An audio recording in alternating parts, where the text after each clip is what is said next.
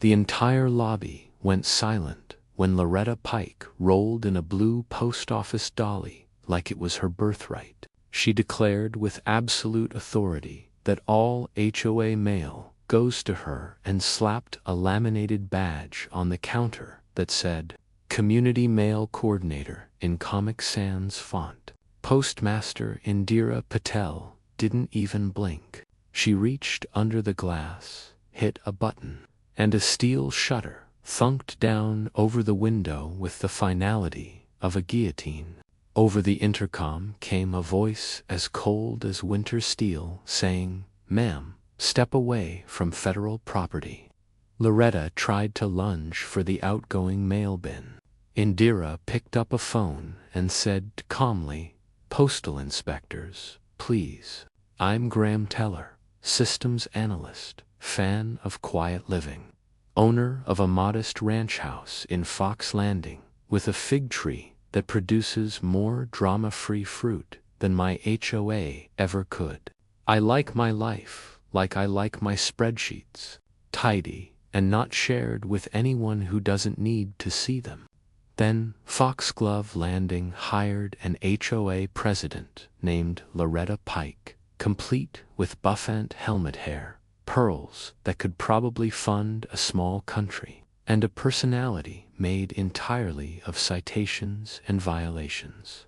After her election, envelopes from the HOA arrived daily with increasingly absurd complaints. Your trash can lid was positioned at an incorrect angle at 7:03 p.m. Your porch light temperature reads as emotionally cold and unwelcoming. She decided that residents were mismanaging community communications and announced her brilliant solution. All HOA-related mail would be routed through her for quality control and tone adjustment. We all laughed at first. She didn't laugh back. It started with laminated signs zip-tied to the cluster mailbox, declaring, mail must be presented to Loretta for curation and approval. Then she took to patrolling the mail kiosk at 3 p.m. sharp every single day, wagging a clipboard like a metronome, keeping time to some unhinged symphony only she could hear. She started flagging packages with neon stickers, reading Return to Sender, not Community Approved. She told newcomers that first-class mail was optional if the community vibes weren't aligned properly. She actually created a color-coded system where yellow meant pending review, orange meant community concern, and red meant immediate return to center for spiritual realignment. I watched her spend 45 minutes examining a Williams-Sonoma catalog addressed to the Johnsons, muttering about how their shopping choices reflected poorly on property values. Her patrol equipment expanded weekly. First came the folding chair, positioned exactly 18 in from the mailbox cluster. Then a small table with a cash box, where she tried to charge a $2 processing fee for package retrieval assistance that nobody asked for. She brought a megaphone to announce mail arrival times and started live streaming herself on social media as the community postal guardian, which gained her exactly 7 followers, 6 of whom were there to document evidence. She installed a Ring doorbell camera on a pole next to the mailboxes, claiming it was for security, but really using it to monitor who was getting packages from wine clubs or meal kits that she deemed too fancy for our middle-class neighborhood. One afternoon, my neighbor caught her kneeling by the arrow-locked panel, hands pressed against the metal like she was trying to visualize a more accessible future through sheer willpower alone. She had brought a set of lockpicks that she claimed were for emergency community access, fumbling with them while muttering about federal overreach and the tyranny of postal regulations. When confronted, she said she was performing a security audit for our protection. The next day, several of us mysteriously stopped receiving due statements and pool key updates.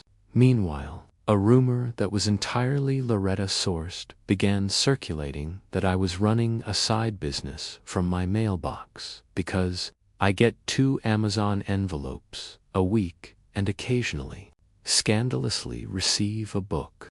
She started a neighborhood watch specifically for suspicious mail activity, which consisted of her and her equally unhinged friend Deborah taking notes on everyone's delivery frequency.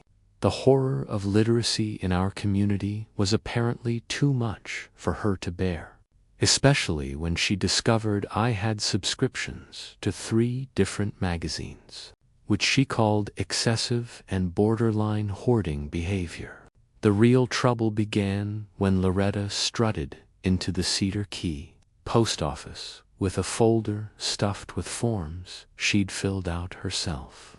She had photocopied PS Form 80,076 for mail holds 30 times, each one with Foxglove Landing Community scrolled where individual names should have been written. Attached was a letter on HOA letterhead naming herself as the authorized agent for all HOA households, signed by the Board of Excellence, which was just a signature written 3 times in different colored pens. She demanded that staff hold any envelope bearing the HOA acronym or mentioning community topics and deliver all parcels to her custody for resident compliance vetting. Postmaster Patel reviewed the paperwork for exactly 4 seconds, then asked in a tone that could freeze magma, "Where are the individual authorizations from each resident?" Loretta tapped her laminated badge like it was a magic talisman and said, "Right here. This gives me all the authority I need."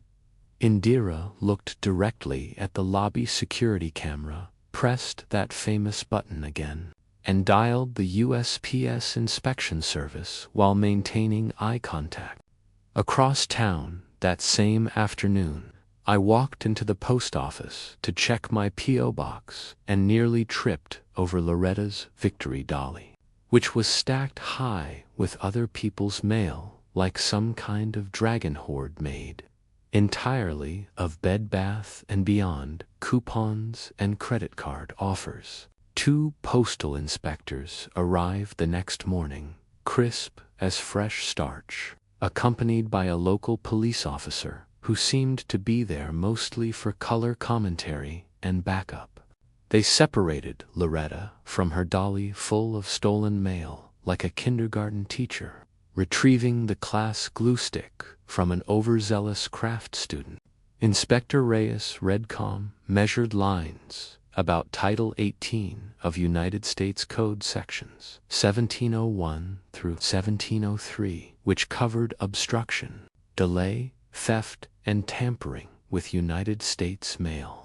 Meanwhile, Indira was printing screenshots of Loretta's forged forms and highlighting every federal regulation she'd violated in bright yellow marker.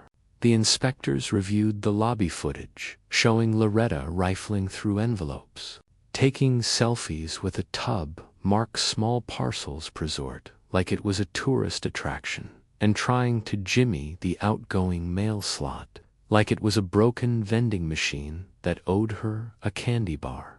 When they asked her who had authorized her to collect everyone's mail, she said with complete confidence, "The community did."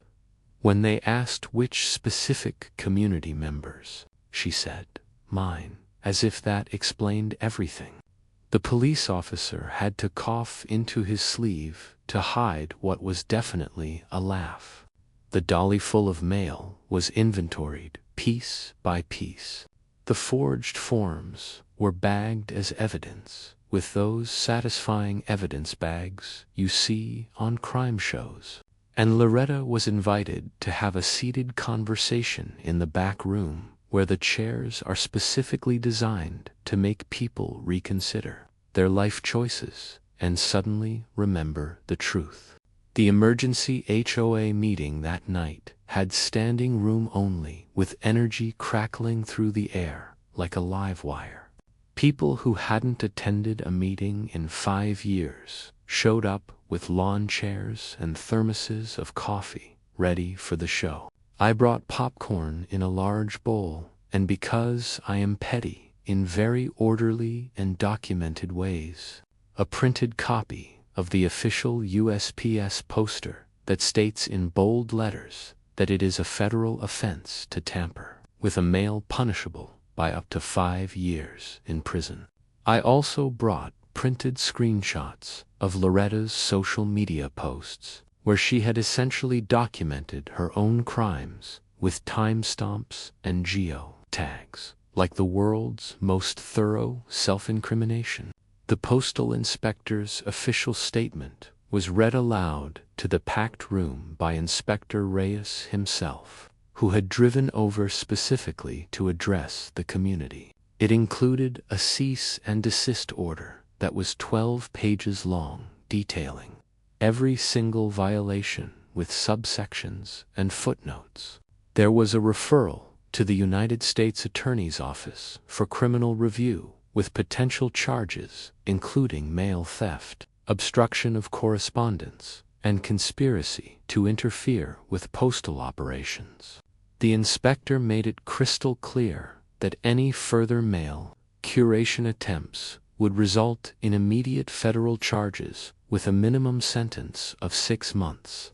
Then came the real human cost that made everyone gasp and some people actually tear up. A neighbor's delayed prescription medication for their diabetes that left them suffering for a week and resulted in an emergency room visit. Another resident's immigration paperwork that had been returned to send her as vibes not aligned, nearly causing them to miss a critical deadline for their green card renewal and almost getting them deported. A grandmother who didn't receive photos of her new grandchild because Loretta deemed them not community relevant, missing the announcement that she had become a great-grandmother. A small business owner whose contracts were held up, causing her to lose a $20,000 deal. A veteran whose VA benefits paperwork was delayed, causing his disability payments to be suspended for 2 months. The Foxglove Landing insurance representative cleared her throat and mentioned in a voice that could cut glass that their coverage specifically excluded any claims arising from intentional criminal acts by board members, and that the HOA could be held liable for all damages caused by Loretta's actions. The remaining board members voted Loretta out before the microphone had even cooled down from